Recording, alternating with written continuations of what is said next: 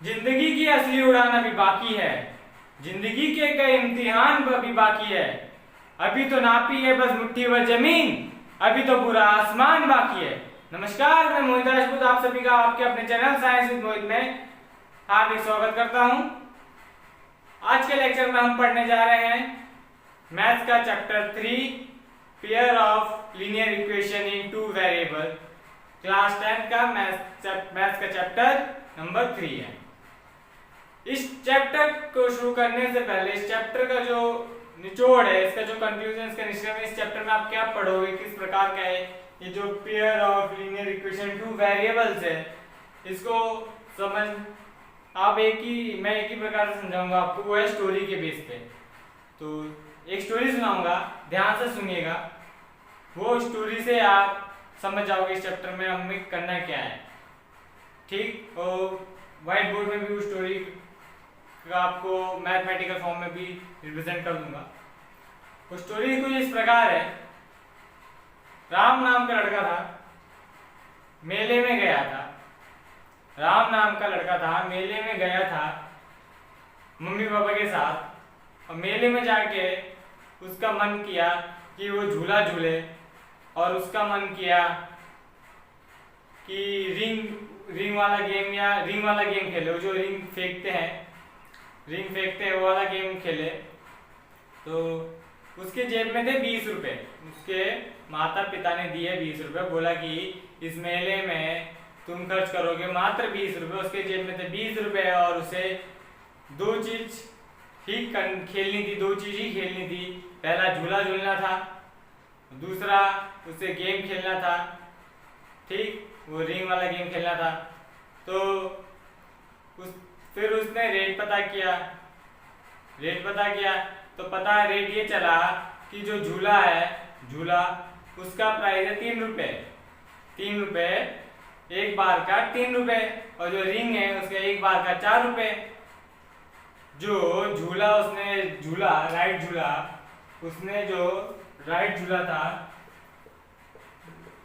झूला था उसका जो कीमत है वो 3 रुपए है। और उसने जो गेम खेला था रिंग वाला गेम खेला था, उसका कीमत है कितना, 4 रुपए। उसकी कीमत कितनी है, 4 रुपए।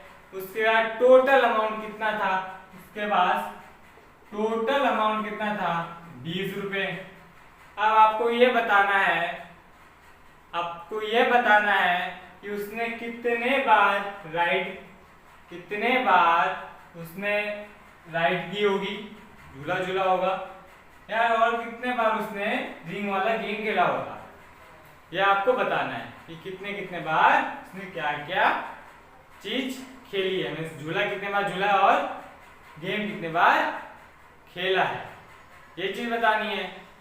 अब ये कैसे बताओगे? अगर आपको आता हो इसका सॉल्यूशन तो वीडियो को पॉज कीजिए और कमेंट बॉक्स में इसका आंसर दे दीजिए। तो अब इसका उत्तर इस प्रकार निकलेगा, इसका आंसर इस प्रकार निकलेगा। इसमें हम क्या करेंगे, हमें किसी भी चीज की वैल्यू नहीं पता होती मैथ्स के अंदर, तो हम क्या लेट करते हैं, एक्स। तो राइट को हम एक्स लेट कर लेते हैं, और रिंग है, रिंग दूसरी चीज हम दूसरे वेरिएबल से लेट करेंगे, तो हम लेट कर लेते हैं वाई से, इसे हम लेट कर लेते हैं वाई से। अब क्या बोला गया है कि कितने 3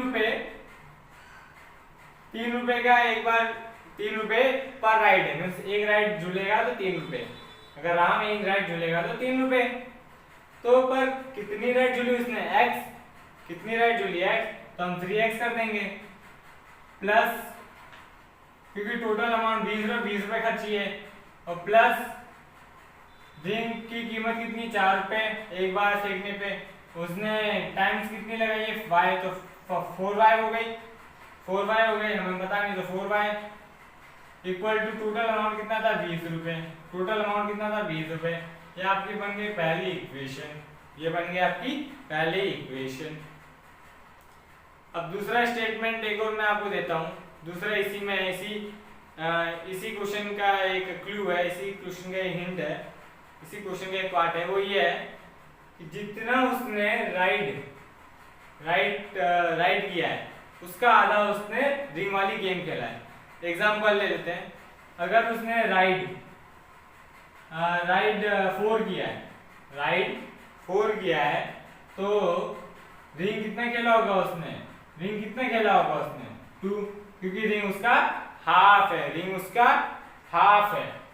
तो उसी को देखते हुए यही कॉन्सेप्ट लग रहा है कि x बराबर जितना उसने राइड किया है उसका आधा उसने रिंग वाला गेम खेला है। ये तो पहले से आधा है, तो इक्वेशन क्या है? डिसबैलेंस हो रही है। तो उसको इक्वेशन को इक्वल बनाने के लिए हम इधर भी तो हाफ कर देंगे,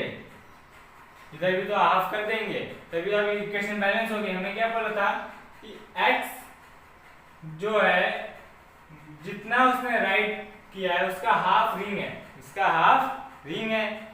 राइड कितने किया? x किया, उसका हाफ कितना? रिंग था। रिंग तो पहले से हाफ है, रिंग वाला गेम पहले से हाफ है। तो बैलेंस करने के लिए हमने इधर भी हाफ कर दिया। अब क्या होगा? इक्वेशन बैलेंस हो गई। ये हो गया आपका इक्वेशन सेकेंड। इसी चीज को ये जो हमने इधर बना the equation first, equation second, इसी को हम क्या बोलते हैं? इसी को हम बोलेंगे pair of linear equation in 2 variables. Pair of linear equation in 2 variables, इसी को हम बोलते हैं। अब एक एक बारी करके मतलब समझते हैं। 2 वेरिएबल्स का मतलब होता है कि किसी चीज की वैल्यू आपको पता नहीं है, आप उसमें लेट कर रहे हो। जैसे आप ए से लेकर जेड तक कोई भी अल्फाबेट यूज कर सकते हो, उसमें जरूरी नहीं है एक्स करो वाई करो, ए से लेकर जेड तक कोई भी अल्फाबेट इस्तेमाल कर सकते हो। रटना नहीं है सबसे पहले बात। कई बच्चे रट के हमेशा एक्स वाई लेते हैं, एक्स वाई नहीं लेना। ए ले लो, बी ले लो, सी ले लो, कुछ भी ले सकते हो, ए टू जेड, क्योंकि वेरिएबल है, इसकी वैल्यू ना आपको पता ना मुझे पता। और एक टर्म होता है कांस्टेंट, दो चीज होती है, एक तो वेरिएबल्स होता है, एक कांस्टेंट होता है। कांस्टेंट का मतलब है इसकी एक कोई वैल्यू है। सपोज मैंने बोल दिया 1, ये कांस्टेंट है, 2 कांस्टेंट है, 3 कांस्टेंट है, ये क्या है? कांस्टेंट है। बट वेरिएबल जिसकी वैल्यू नहीं पता है, ए बी, ये हमेशा अल्फाबेट में लिखा था एक्स वाई सोन, तो ये क्या हुए? वेरिएबल्स। ये क्या हुए? वेरिएबल्स। ठीक, तो देखिए 2 वेरिएबल है ना, एक्स वाई, दो वेरिएबल मिले, जरूर मिले। अब इक्वेशन क्या होती है? ये वाला पार्ट क्लियर हो गया आपका, हो गया। अब इक्वेशंस क्या होती है? इक्वेशंस हमेशा किसी स्टेटमेंट में अगर इक्वल का साइन पुट हो जाए, किसी स्टेटमेंट में इक्वल का साइन आ जाए, उस स्टेटमेंट को हम इक्वेशन कहते हैं। फिर से आई रिपीट, किसी स्टेटमेंट में इक्वल का साइन आ जाए उसे हम इक्वेशन कहते हैं। तो यही है इक्वेशन इन 2 वेरिएबल। इक्वेशन समझिए क्या होता है। अब बात करते हैं लीनियर इक्वेशन। लीनियर इक्वेशन क्या है? आपने ये सेकंड चैप्टर पॉलिनोमियल में भी पढ़ा होगा कि वो इक्वेशन जिसमें वेरिएबल का जो हाईएस्ट डिग्री है वो कितना हो? 1 हो। वो इक्वेशन जिसमें वेरिएबल की हाईएस्ट डिग्री कितनी हो? 1 हो, उसे हम लीनियर इक्वेशन कहते हैं। कितनी वैल्यू इसकी? कुछ नहीं मिस 1। कितनी वैल्यू है? कितनी इसकी डिग्री है? 1। कितनी इसकी डिग्री है? 1। इसकी भी 1। तो इससे हमें क्या मालूम पड़ता है? इसकी जो हाईएस्ट डिग्री है इस इक्वेशन में कितनी है वेरिएबल की? वो है 1। ठीक, अब या हाईएस्ट पावर कितनी है इसकी? 1। अब हम बात करते हैं पेयर का मतलब जोड़ा। अब आप दे सकते हो एक इक्वेशन, 2 इक्वेशन। तो इस चैप्टर में हमेशा आप 2 इक्वेशन को लेके चलोगे, 2 इक्वेशन से आप सॉल्यूशन निकालोगे। अब सॉल्यूशन निकालने का तरीका भी इसी लेक्चर में आपको मिलेगा, तो लेक्चर में बने रहिए। लेक्चर पसंद आए तो प्लीज लाइक कीजिए, अपने दोस्तों को शेयर कीजिए और चैनल सब्सक्राइब करना ना भूलें। तो अब इधर देखिए, दो इक्वेशन दिख रही है, पेयर हो रहा है, जोड़ा हो रहा है। पेयर का मतलब क्या है? जोड़ा। तो इसमें आप हमेशा दो इक्वेशंस के साथ ही खेलोगे। ठीक, इतना समझ गए? ठीक है। अब हम इसी में और इसी का और हम देखते हैं, इसी पे हम चर्चा करते हैं इक्वेशंस पे। इसकी स्टैंडर्ड फॉर्म, जो इसका स्टैंडर्ड फॉर्म होता है,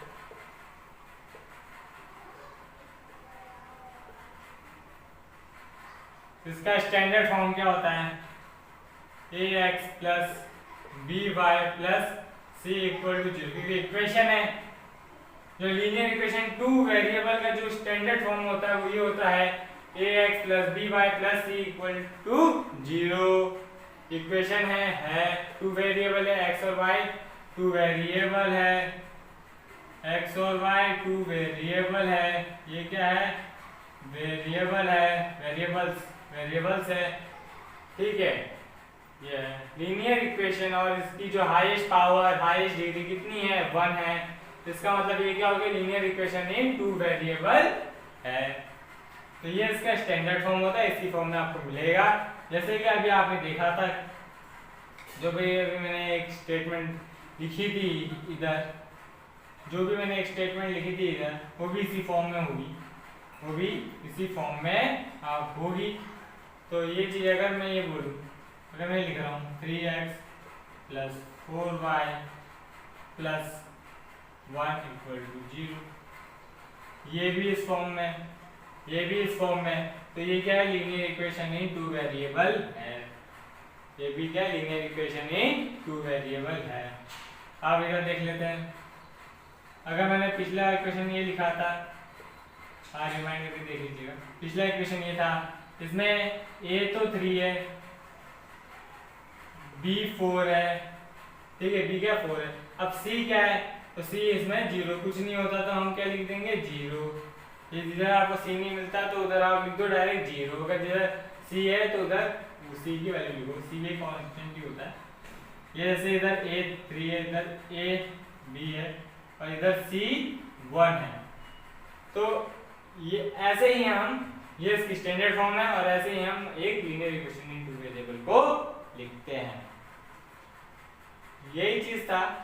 अब हम आगे बढ़ते हैं और सीखते हैं इसके सॉल्यूशन निकाल। Pair of linear equation into variable के सॉल्यूशन फाइंड करने के दो मेथड होते हैं। कौन कौन से मेथड होते हैं? आपके बोर्ड पे लिखे गए हैं, ग्राफिकल मेथड और अलजेब्रिक मेथड। ये दोनों मेथड को हम बारी बारी करके डिस्कस करेंगे। तो सबसे पहले समझिए कि जो ग्राफिकल मेथड होता है वो हम ग्राफ में रिप्रेजेंट करते हैं, और जो अलजेब्रिक मेथड होता है उसे हम थ्योरी हम रिटर्न करके सॉल्व करते हैं। और जो अलजेब्रिक मेथड होता है उसमें ग्राफ का इस्तेमाल नहीं होगा, और इसके निकालने के 3 तरीके होते हैं। अलजेब्रिक मेथड फाइंड करने के, अलजेब्रिक मेथड के अंदर भी 3 तरीके आते हैं। कौन कौन से मेथड है वो? सब्स्टिट्यूशन मेथड, सेकंड है एलिमिनेशन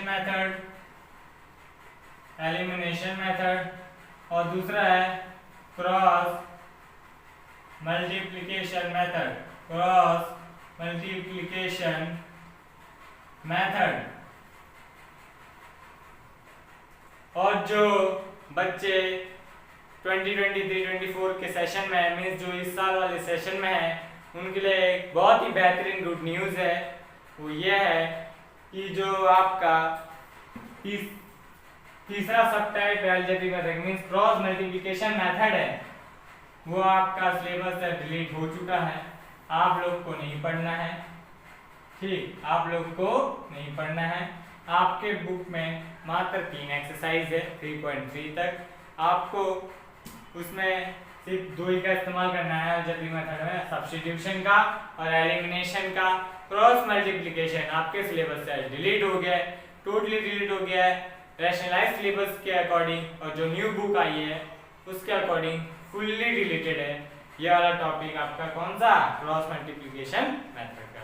तो मुबारकबाद, आप सभी को कॉन्ग्रेचुलेशंस। अगर जिस बच्चे को पढ़ना होगा क्रॉस मल्टीप्लिकेशन मेथड वो मुझे कमेंट सेक्शन में बताइए, उस पे मैं पर्टिकुलर एक अलग से वीडियो अपलोड कर दूंगा, ठीक। तो अब हम बात करेंगे ग्राफिकल मेथड के बारे में डिटेल। अब हम सीखते हैं ग्राफिकल मेथड कि हम ग्राफिकल मेथड की हेल्प से कैसे हम सॉल्यूशन फाइंड कर सकते हैं। ग्राफिकल मेथड में 3 केस है।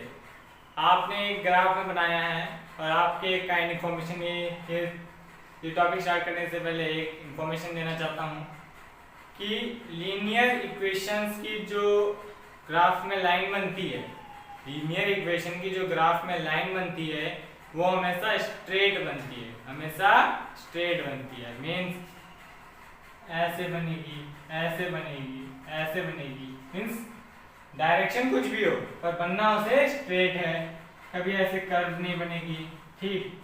तो इस प्रकार से कर्व नहीं बनेगी, कैसे, मतलब हमेशा स्ट्रेट ही आपको लाइन मिलेगी। ये लीनियर इक्वेशन में होता है ऐसा, लीनियर इक्वेशन जिधर भी होगा उधर आपको स्ट्रेट लाइन मिलेगा। अब बढ़ते हैं हम ग्राफिकल मेथड में।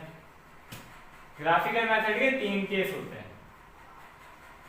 पहला केस समझते हैं, अगर 2 लाइन आप, क्योंकि हमेशा देखा आप स्टार्टिंग में, अगर आपने स्टार्टिंग से वीडियो देख रहे हो तो आपने देखा होगा कि हम पेयरिंग की बात करेंगे, pair of linear equation 2 variable. Starting से पेयर मींस हमेशा 2 लीनियर इक्वेशन साथ में चलते हैं, तो 2 चल रहे हैं, तो एक लाइन आपकी पहले वाली लीनियर की और दूसरी वाली इक्वेशन की है, तभी हमें 2 लाइन होती है, ठीक है। इसमें तो जिधर अगर ये 2 लाइन अगर सपोज इंटरसेक्ट कर रहे हैं, ये 2 लाइन इंटरसेक्ट कर रहे हैं, तो उस वक्त जो सॉल्यूशन आएगा वो 1 आएगा। ओनली 1 सॉल्यूशन, या कह लो यूनिक सॉल्यूशन आएगा, या ओनली 1 सॉल्यूशन आएगा, ठीक है, समझे। अभी ग्राफ में प्लॉट करोगे पॉइंट्स तो आप और समझोगे। अभी इतना समझो कि अगर 2 लाइन आपस में इंटरसेक्ट करती हैं तो उस वक्त जो सॉल्यूशन हमें मिलेगा वो ओनली 1 मिलेगा, या हम उसे यूनिक सॉल्यूशन भी कहते हैं। अब सेकंड केस, अगर 2 लाइन आपस में कोइंसाइड है, मीन कोइंसिडेंट लाइन मीन्स ऐसे एक के ऊपर एक आना, जैसे एक लाइन है, एक दूसरी बनी, उसके ऊपर से मीन्स उसके ऊपर से एक और लाइन अगर हम आ रही है उस ग्राफ के ऊपर, कोइंसाइड कर रही है, ठीक है, तो उस केस के अंदर जो सॉल्यूशन होगा वो आपका मैनी सॉल्यूशन या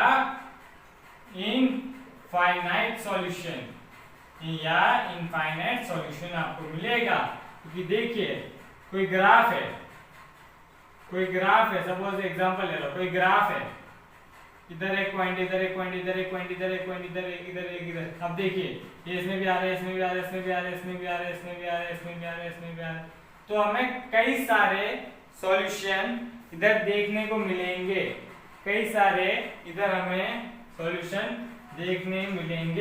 कोइंसाइड लाइन में, ठीक है। फिर से बनाता हूँ, कोइंसाइड लाइन में इधर लिख देता हूँ, कोइंसाइड लाइन में हमें मैनी सॉल्यूशंस देखने को मिलेंगे, इसी के ऊपर एक है।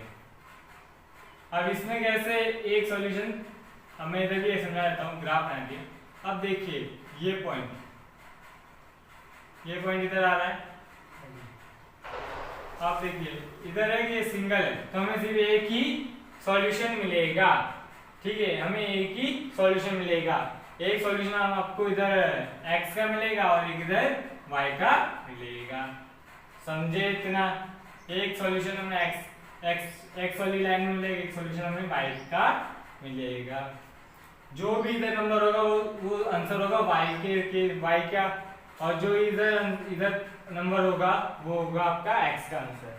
तो इस प्रकार से हमने बोला कि इसमें हमें एक सॉल्यूशन यूनिक सॉल्यूशन मिलता है, और जैसा आपने इस केस में देखा इनफाइनाइट सॉल्यूशन हमें मिल रहे हैं, मैनी सॉल्यूशन मिल रहे हैं।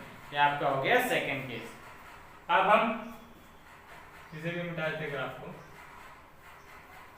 अब आगे बढ़ते हैं और थर्ड केस पढ़ते हैं।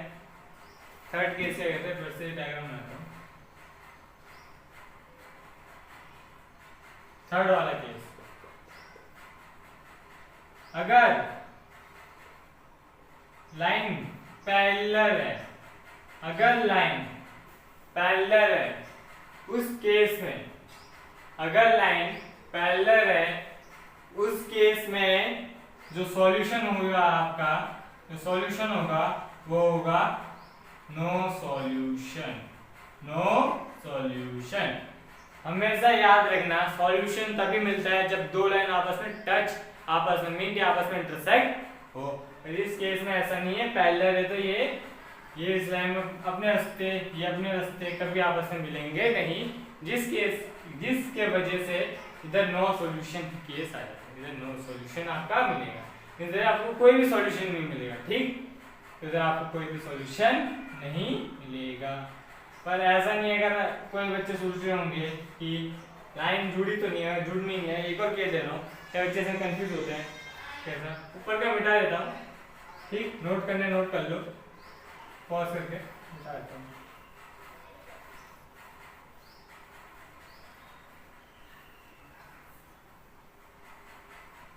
इसके बारे में डिस्कस करते हैं।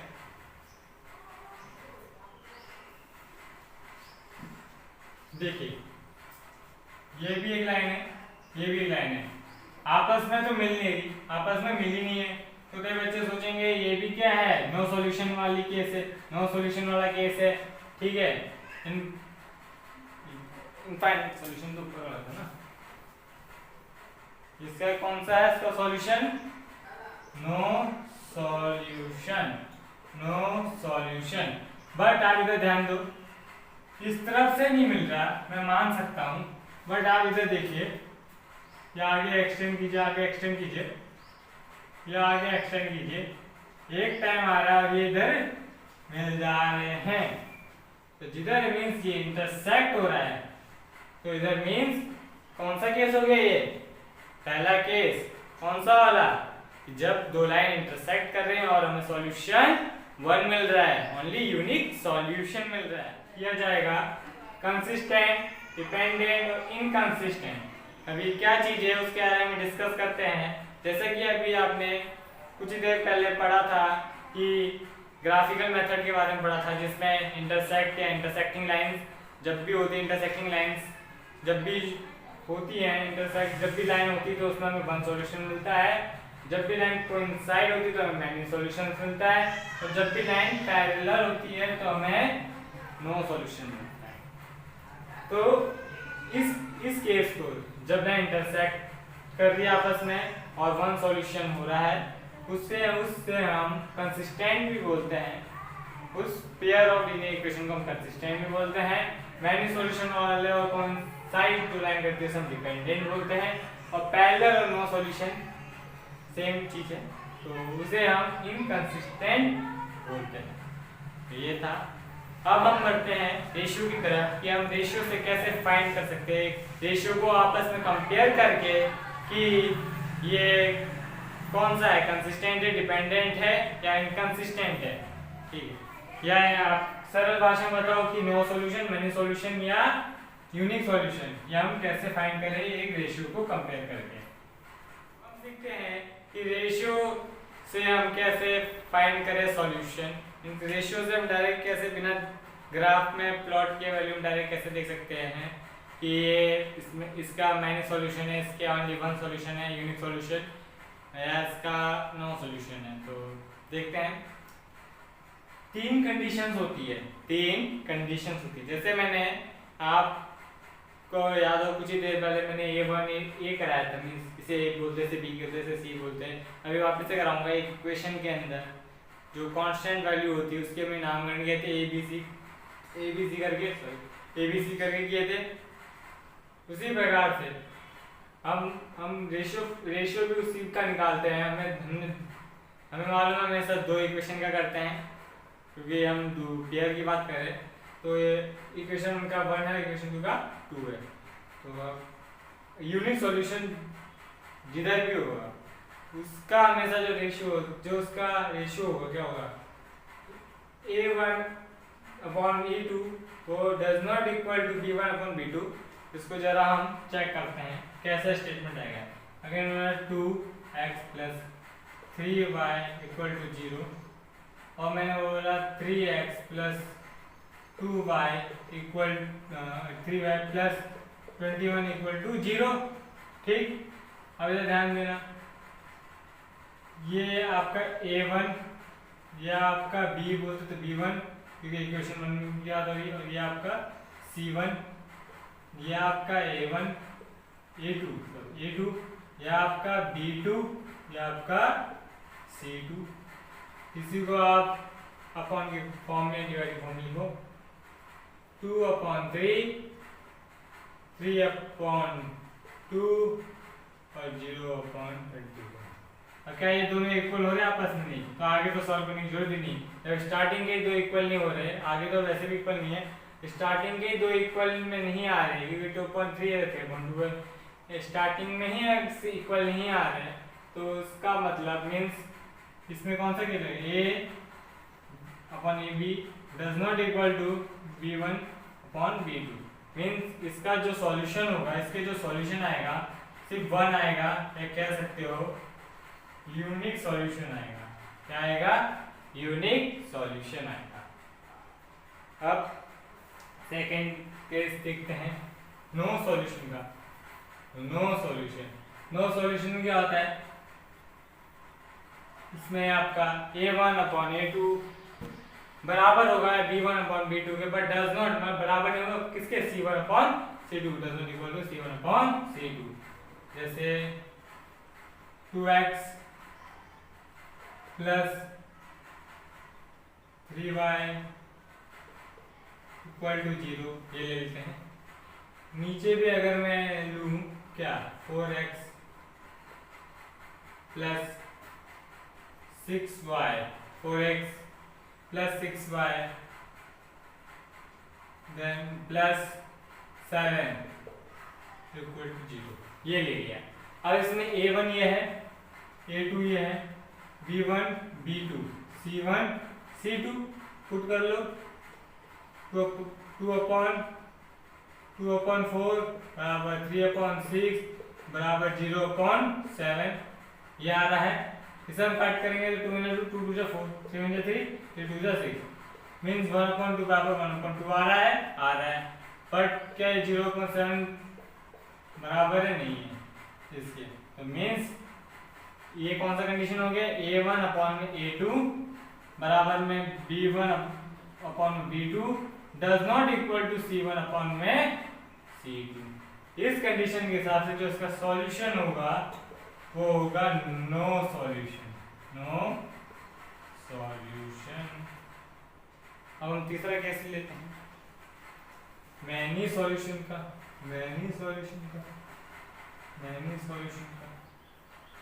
मैनी सॉल्यूशन में क्या होगा, ध्यान दीजिए। मैंने बोला ये ले लेते 2x + 3y प्लस में 6 बराबर 0, और नीचे सेम लेते 2x + 6y + 12 = 0। ये हमने a1 a2 b1 b2 c1 c2 इतना तो फाइंड करना आ गया होगा। तो बस 2/4 बराबर 3/6 बराबर 6/2 आप हो गए बराबर कैसे? अब हम डिवाइड कर देते, डिवाइड हो रहा है तो सिंपलेस्ट फॉर्म में लेके आओ।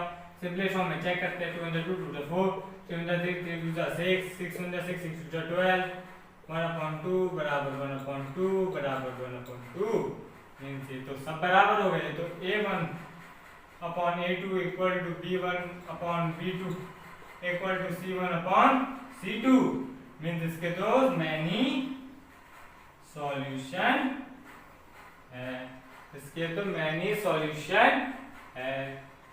तो यही था आपका कि आप रेशियो के थ्रू कैसे फाइंड कर सकते हो, कंपेयर करके, रेशियो को कंपेयर करके आप कैसे फाइंड कर सकते हो। ये भी ग्राफिकल मेथड का पार्ट है।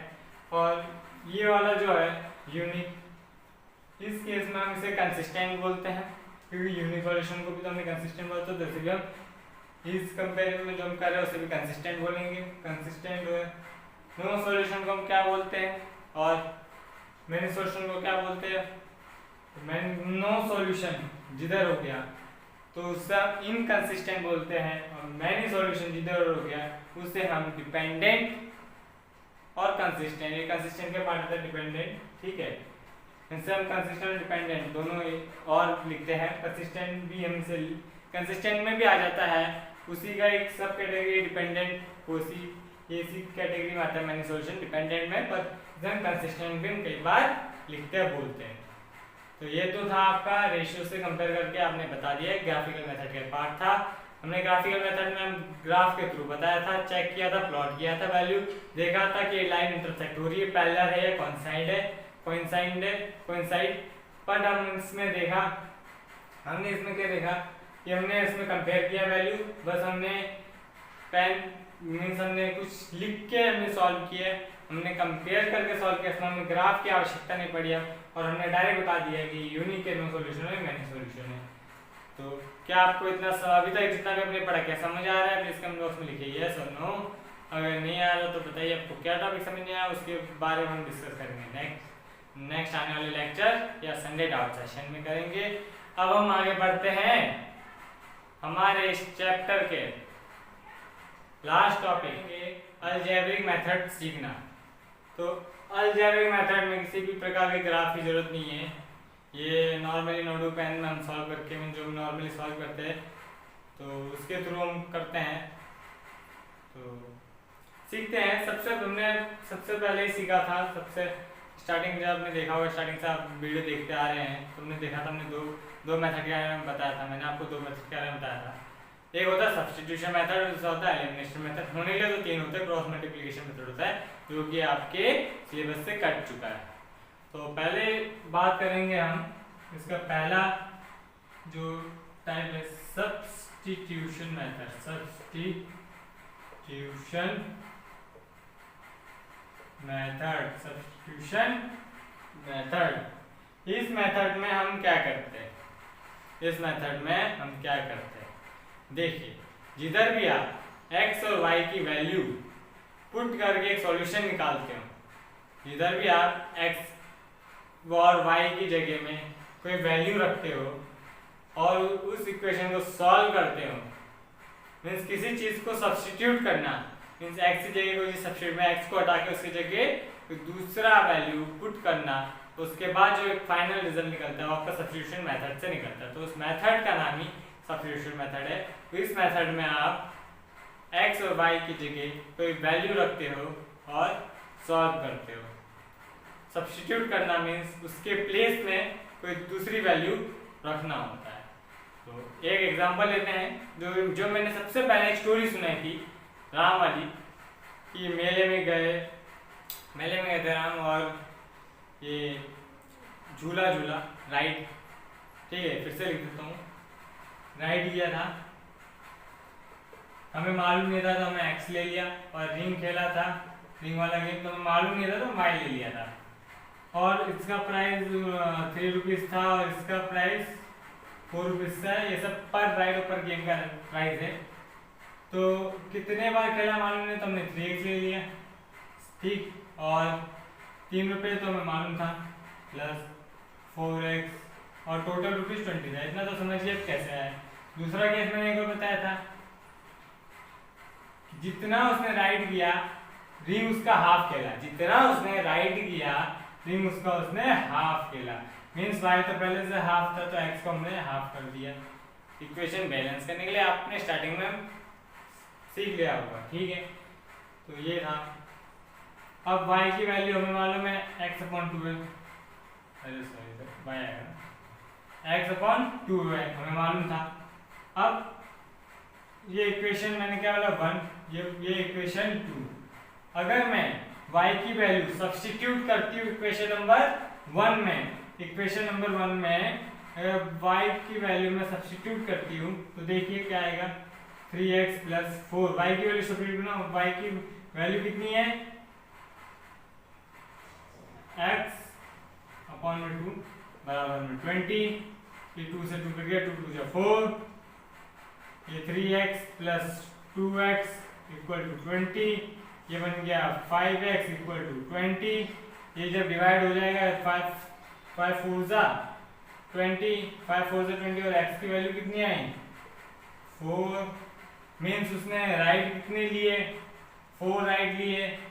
अब रही बात रिंग कितने खेले, अब ये आप इधर खुद ही देख ले, इधर खुद ही देख लो आप कि हमें y की वैल्यू फाइंड करनी है, x की वैल्यू मालूम है, तो इस वैल्यू को x की वैल्यू को क्या मैं सब्स्टिट्यूट कर सकता हूँ इक्वेशन नंबर 2 में, जरूर कर सकता हूँ क्योंकि हमें x की वैल्यू मालूम है और इधर नहीं बताया तो हम इसकी जगह सब्स्टिट्यूट करते हैं वैल्यू, रिप्लेस कर देते हैं x की वैल्यू। तो इधर हम लिख देते हैं 4/2 और ये y = y, 2 2 जा 4, और तो जो y की वैल्यू है वो y2। मीन्स उसने रिंग्स कितने खेले 2 रिंग्स गेम खेले और 4 राइट्स किए। तो जो हमने सबसे पहले आपके लिए दे रखी थी उसका सॉल्यूशन ये है, और वो सॉल्यूशन कौन सा मेथड से निकला, वो निकला आपका सब्स्टिट्यूशन मेथड से।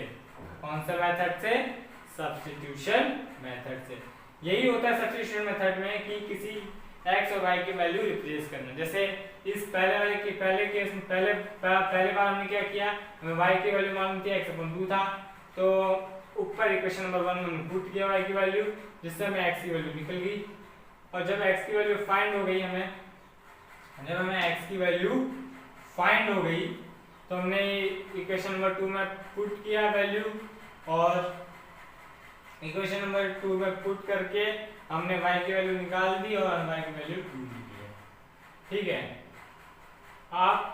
मैंने तो ये डायरेक्ट, क्योंकि मेरे लिए इजी था कि मेरे पास y की वैल्यू थी, कई बार आपको पहले y की वैल्यू निकालनी पड़ती है। सपोज मैं इधर 2 को इधर भेज देता तो 2y हो जाता, तो हमें x की वैल्यू मिलती, तो x की वैल्यू को मैं इधर दे देता, कितना होता 2y इधर जाता और ये 2 3 6 6y हो जाता, ठीक।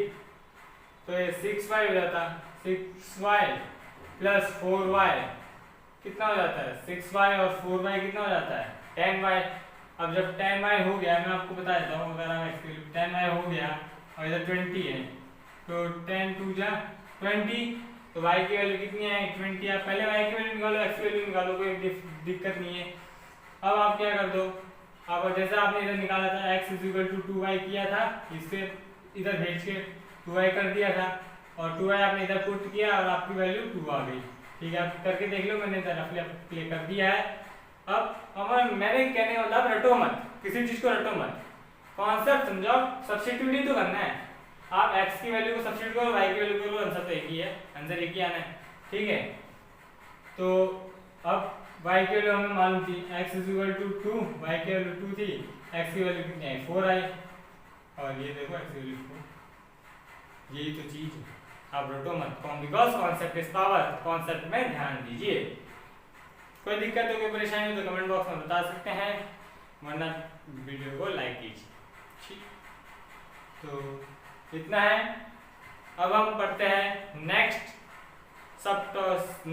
सब मेथड, जो इसका दूसरा मेथड है एलिमिनेशन मेथड, जो अलजेब्रिक मेथड के अंदर ही आता है, एलिमिनेशन मेथड, उसके बारे में बात करते हैं, जो कि अलजेब्रिक मेथड के अंदर आता है। अलजेब्रिक मेथड का ही पार्ट है एलिमिनेशन मेथड, और इस चैप्टर का आखिरी टॉपिक भी है। इसके बाद अपना लेक्चर ओवर कर देंगे।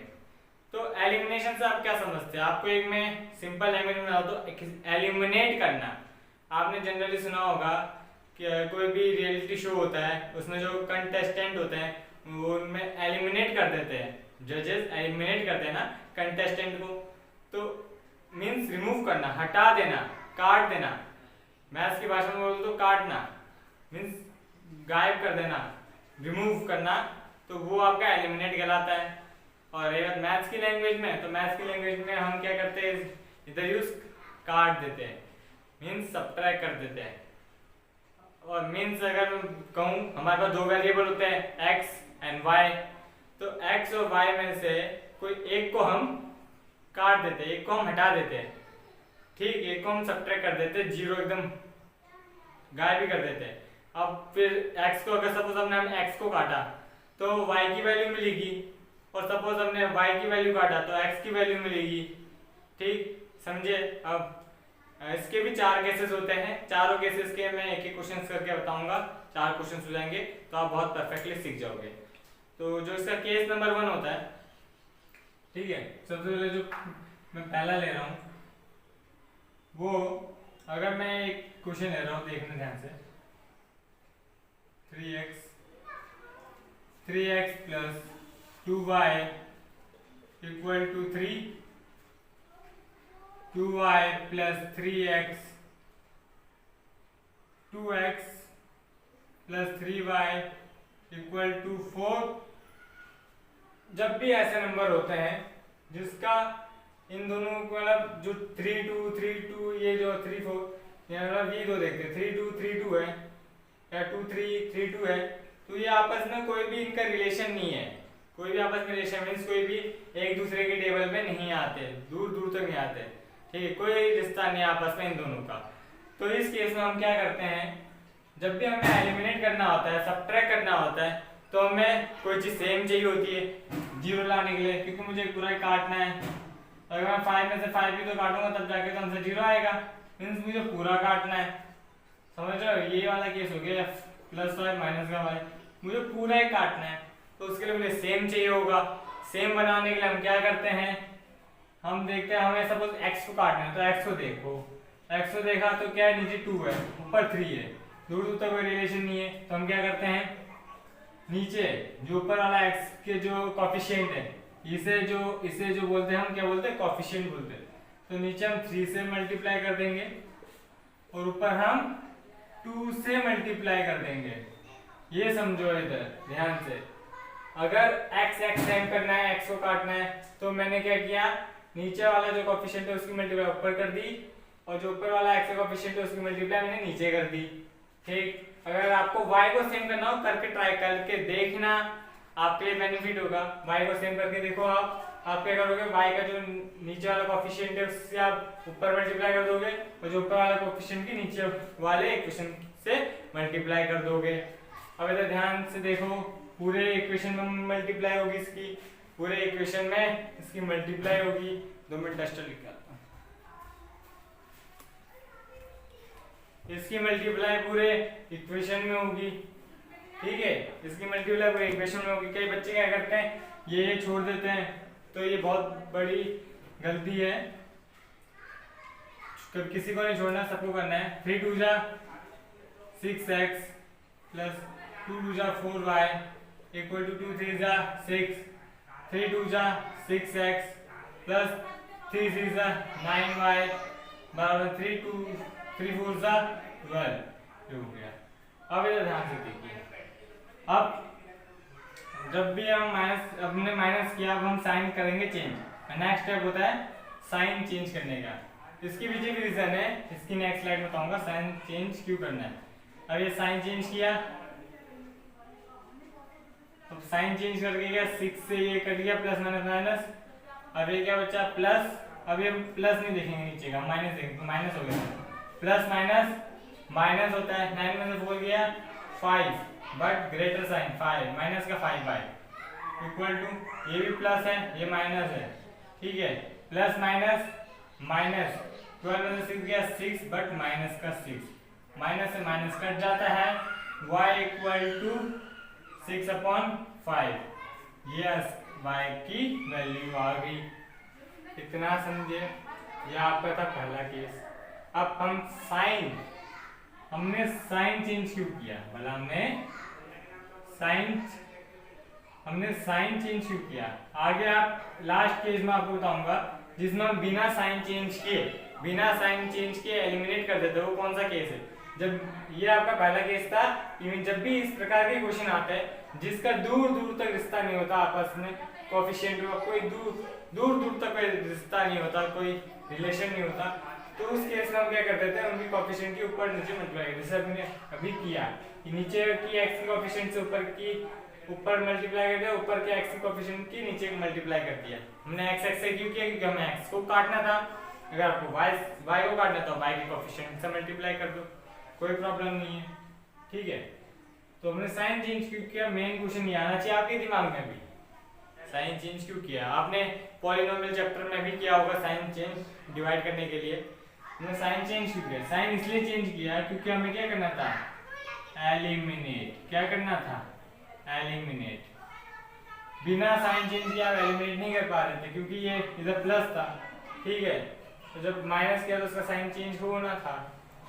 साइन चेंज इसलिए किया क्योंकि हमें करना था उसे एलिमिनेट, इस कारण हमने किया उसका साइन चेंज, ठीक है, ठीक है।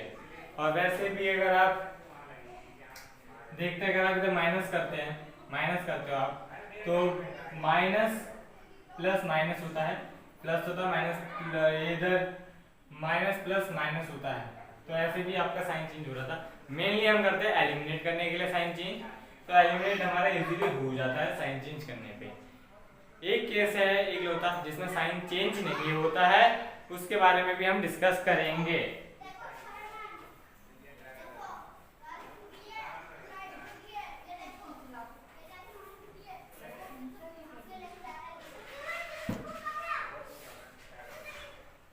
केस 2। अब इस केस में हम क्या करेंगे, इस केस में हम लेते हैं सपोज x, हमने ले लिया x plus 3y equal to 4, इधर ले लिया 2x plus 4y equal to 6, ठीक है, ये ले लिया। अब देखिए इधर ऊपर देखिए कोएफिशिएंट 1 2 3 4, अब इन दोनों का तो दूर दूर तक का रिश्ता नहीं है, ठीक है। अगर आपको y को एलिमिनेट करना होगा, y को अगर आपको काटना है तो आप क्या करोगे कि ऊपर वाली इक्वेशन को 4 से मल्टीप्लाई करोगे, नीचे वाली इक्वेशन को 3 से करोगे, जैसा कि हमने पहले केस में देखा। बट हम एक और तरीका से कर सकते हैं, इधर ध्यान दीजिए, इधर 1 है, जब कुछ नहीं होता ऑप्शन तो 1 है और इधर 2 है, तो 1 2 जा 2 होता है, मीन्स 1 की टेबल में 2 आता है, पर कितने टाइम्स, 2 टाइम्स। तो हम पूरे को हम 2 से मल्टीप्लाई कर सकते हैं, ऊपर वाली को, नीचे को मल्टीप्लाई नहीं करना, पूरे ऊपर वाली इक्वेशन को हम एक इक्वेशन को मल्टीप्लाई करेंगे, जिससे क्या हो, दोनों इक्वेशन क्या बन जाए, सेम। और हमें सेम ही लाना होता है जब भी हमें पूरा कैंसिल आउट करना होगा तो, ठीक है। हमें जब पूरा सब्ट्रैक्ट करना है, 0 लाना है आंसर, तो तब हमें सेम चाहिए होता है। तो उसी सेम लाने के लिए हमने क्या किया, सेम लाने के लिए हमने इधर देखा, इधर तो 1 है, दूसरा केस में ऐसा हो रहा है कि जिधर भी आपको ऐसा लगे कि ऊपर नीचे की बात सेम टेबल में आ रहा है, तो आप वो टेबल में लेके आइए, टेबल उसकी मल्टीप्लाई कर दीजिए जितने बार भी आ रहे हैं। जैसे इधर 1 है, इधर कितना है, 1 है, इधर 1 है, तो इधर ध्यान से देखिए, इधर 1 है और 2 1 की टेबल में आते हैं कितने बार, 2 जा रहे, तो 1 2 जा 2, तो ये कितना हो गया 2x, ठीक है, ये कितना हो गया 2x प्लस 2 3 जा 6y और 2 4 जा 8, ठीक है, 2 4 जा 8। अब इधर देखिए ये सेम एज इट इज उतार दीजिए, 4y इक्वल टू 6, ठीक है, ये एज इट इज उतार दीजिए। अब इधर भी साइन चेंज करना है आपको, क्यों, क्योंकि आपको एलिमिनेट करना है, प्लस का साइन था तो ऐड हो रहा था, तो आपको साइन चेंज करना होता है क्योंकि आपको एलिमिनेट करना है। ये हो गया एलिमिनेट, प्लस माइनस, माइनस होता है 6 में से 4 गया 2y बचा, sign will be of greater number, तो प्लस का होगा, प्लस माइनस माइनस होता है 8 में से 6 गया 2 बचा, sign will be of greater number, ठीक है। अगर 2 से 2 कट गया तो y आया आपका 1, 1 आया y की वैल्यू। ये तो हो गया ठीक, ये हमारा केस नंबर 2 था। अब हम करते हैं case number 3।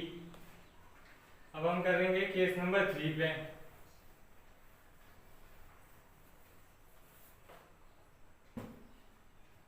Case number 3, case number 3 में क्या है, अभी तो ध्यान से देखिए। केस नंबर 3 में x plus 2y equal to 4, 3x plus 3x minus 2y equal to 6, ये है ठीक, ये है। अब इधर देखिए, इस वाले केस में नहीं तो प्लस, इस वाले केस में क्या होगा, इस वाले केस में हम क्या करेंगे, हमने देखा ये x ये 3x सेम नहीं है, कर सकते इधर 3 से ऊपर मल्टीप्लाई करके पूरी इक्वेशन चेंज करनी पड़ेगी। पर इतना लंबा क्यों जाना जब हमारा एक और ये है। आप सारे पढ़े हो ना, आप सारे कोएफिशिएंट देखो, 2y और 2y है, ये तो सेम है, ये हो सकता है तो हम करेंगे ना, हमें पूरा सबकी मल्टीप्लाई करके नया इक्वेशन क्यों बनाए, ना झंझट नहीं करना है। पेपर में हमें कोशिश करनी जल्द से जल्द पेपर हो जाए, तो हमें देखने की कौन सा इजी तरीका है। तो ये हम करेंगे, साइन चेंज करना पड़ेगा इसके लिए भी, तो साइन चेंज करेंगे और ये कर दिया पूरा, प्लस माइनस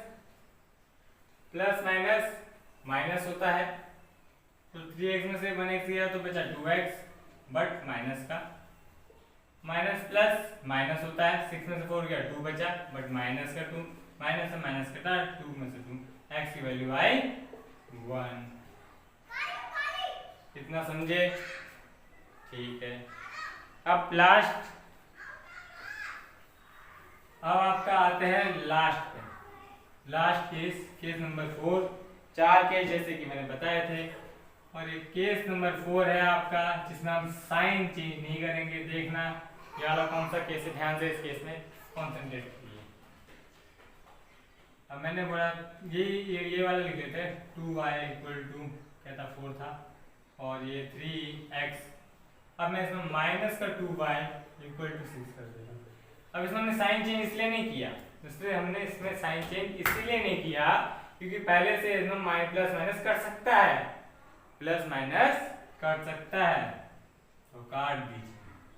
अब नॉर्मली ऐड हो जाएगा, 3x प्लस x 4x बराबर में 10, x इज इक्वल टू 10/4, 2, ये कितना हुआ, 2 2 जा 4, 2 5 जा 10, 2 जा 4, 2 5 जा 10, x इज इक्वल टू 5/2, इसका आंसर आ गया।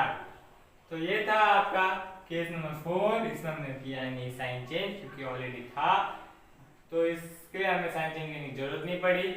अगर आप सपोज दैट इसे आप x को काटना था आपको, ऐसे मैंने y को काटा, अगर आपको x को काटना है, मैं पहले सजेस्ट कर रहा हूँ आपको कि आप प्लीज इतना लेंथी प्रोसेस में मत जाइए, क्योंकि मैथ्स में आपको शॉर्ट प्रोसेस भी मिलेगा, तो आप शॉर्ट प्रोसेस में जाने में ही आपका फायदा है, ठीक है।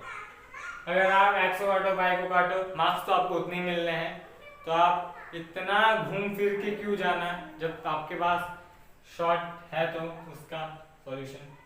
तो आप डायरेक्ट आपने ये काट दिया, ठीक। अगर आप इसे करते पूरा चेंज कर दिया, फिर आपको साइन चेंज करना पड़ता है, क्योंकि आपको इसे काटना है, इसे काटने के लिए आपको साइन चेंज करना पड़ता है, तो ये और लंबा प्रोसेस हो जाता है। आंसर आना आपका यही है 5/2, आंसर आपको आना है इतना ही है 5/2। और मैं बता दूं, जो एलिमिनेशन है माय पर्सनल फेवरेट मेथड है। मैंने आज तक मींस एलिमिनेशन जो है आज अभी तक मतलब जितने भी मैंने एग्जाम्स दिए, पेपर्स करे, और मैं आपको एक सजेस्ट दूंगा, एक आपको गाइडेंस दे रहा हूँ, आपको एक टिप्स दे रहा हूँ कि अगर आपके पेपर में इसमें वर्ड प्रॉब्लम्स भी आएंगे, जब हम एनसीईआरटी क्वेश्चंस करेंगे, अभी ये नेक्स्ट जो आएगा हमारा लेक्चर वो आपके एग्जाम्पल्स पे होगा, उसके बाद हम एनसीईआरटी जो थर्ड लेक्चर आएगा वो एग्जाम एनसीईआरटी का होगा, अभी जो उसके अगला लेक्चर आएगा वो आपके एग्जाम्पल का होगा। तो मैं आप जो वर्ड प्रॉब्लम वाले क्वेश्चंस होते हैं और या कोई भी सॉल्व करने वाले इक्वेशंस को सॉल्व करने वाले क्वेश्चंस होते हैं, अगर इसमें नहीं गिवन है आपको कौन सा मेथड अप्लाई करना है, जब तक नहीं गिवन, ध्यान से सुनिए, जब तक नहीं गिवन है, किसी किसी क्वेश्चन गिवन होता है, ऐसा आप क्वेश्चन करोगे सबको मालूम पड़ेगा कि using substitution method, using elimination method. पहले तो क्रॉस मल्टीप्लिकेशन किताब तो हट गया है, उस पर फोकस मत करो। अगर आपको चाहिए होगा कमेंट कीजिए, मैं क्रॉस मल्टीप्लिकेशन भी वीडियो बनाऊंगा। तो मैं क्या करता इस पे कि सब चीज पहले देख लीजिए गिवन है कि नहीं है। अगर नहीं होता गिवन तो मैं आपको यही सजेस्ट करूंगा कि एलिमिनेशन से कीजिए, क्योंकि ये इजी मेथड पड़ता है। जब पहले तो 3 थे ना, 3 मेथड्स, तो तीनों में से सबसे इजी मेथड एलिमिनेशन था and my personal favourite method भी एलिमिनेशन मेथड है। मैं अगर ट्रुथ बताऊं तो मैंने भी सारे एग्जाम जिसमें नहीं गिवन होता था कि कौन सा मेथड अप्लाई करना है, उसमें मैंने एलिमिनेशन ही अप्लाई करके आया हूँ, एलिमिनेशन ही अप्लाई करके, क्योंकि ये इतना इजी मेथड है। कई बार तो ये केस नंबर 4 वाले क्वेश्चन फंस जाते हैं तो और इजी बन जाता है कि डायरेक्ट काट डालो, डायरेक्ट काटो फिर ऐड करना है तो और इजी बन जाता है। तो इसलिए ये बहुत ही इजी मेथड है। आई सजेस्ट यू कि आप इसकी प्रैक्टिस जितना हो सके उतना कीजिए। अब तो आपके लिए बहुत ही इजी बन गया, सब्स्टिट्यूशन सेकंड इजीएस्ट था, उसके बाद टिपिकल तो नहीं कह सकते बट हाँ इन दोनों की कंपैरिजन में वो इजी नहीं था। क्रॉस मल्टीप्लिकेशन मेथड वो बहुत लेंथी मेथड भी था, ठीक है, सीखने के बाद तो वो भी इजी है आपके लिए। तो बट वो क्या था, बहुत ही लेंथी प्रोसेस था, तो ये सबसे इजी है। उससे सेकंड में आता है आपका सब्स्टिट्यूशन और देन आपका क्रॉस मल्टीप्लिकेशन। अभी तक के लेक्चर में आपको कुछ भी दिक्कत आए, कैसी भी परेशानी है, झिझके मत, हिचकिचाए मत, बेझिझक कमेंट बॉक्स आपके लिए खुला है 24/7। आप उसमें बेझिझक अपने क्वेरी, अपने क्वेश्चंस, अपने डाउट्स आप डाल सकते हैं। आपके उस डाउट, आपके क्वेरी, आपके जो भी दिक्कत परेशानी उसका सॉल्यूशन जल्द से जल्द करने का प्रयास करेंगे। आने वाला लेक्चर आपका होगा ऑल एग्जाम्पल्स। ये आपका पूरा इंट्रोडक्शन फिनिश हो गया है और अभी जो आएगा वो आपके एग्जांपल्स होगा, सारे एग्जांपल चैप्टर नंबर 3 के, देन आपके एनसीईआरटी क्वेश्चंस, तो फिर होगा चैप्टर ओवर, फिर हम बढ़ेंगे नेक्स्ट चैप्टर में। तो आज के लिए इतना ही। इस लेक्चर में हमने जो पढ़ा आप प्लीज रिवाइज कीजिए एक बार। अब मिलते हैं हम आपको नेक्स्ट लेक्चर में, तब तक के लिए टाटा बाय बाय।